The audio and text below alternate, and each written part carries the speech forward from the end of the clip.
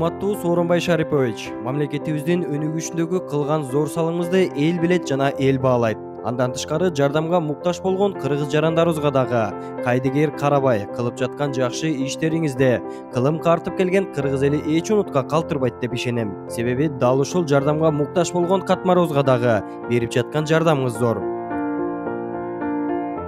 Россия Федерациясынын карамагындагы Сургут шаарына мындан 6 жыл мурун эмгек иш менен кеткен кыргыз жараныбыз Талайбек Маткасимов бөйрөк оорусуна чалдыгып, азыркы учурда өз мекенине кайта албай жаткан кезде Кайрымдуу бол коомдук кайрымдуулук фондунун алып чыккан демилгесине кайдыгер карабай туруп, сиздин кол суңганыңыз бизди өтө кубандырды.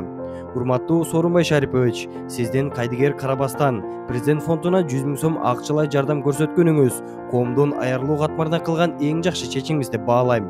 Сиз мамлекет башында туруп, муктаж болгон катмарга кол суңганыңыз мамлекетибиздин келечегин ачык деп билсек болот. Себеби ата-бабаларыбыз байыртадан бири-бирине кол сунуп, муктаждуулукту жокко чыгарып келген. Сооронбай Шарипович, сиздин мындай кадамыңызды көргөн эл муктаж болгон жарандарыбызга кайдыгер карабаган элибиз көбөйөт деген ойдомун.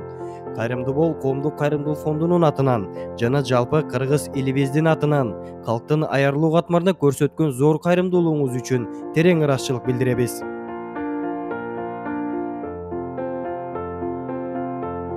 Терең урматтоо менен Кайрымдуу бол коомдук кайрымдуулук фондунун жетекчиси Азамат Байматов.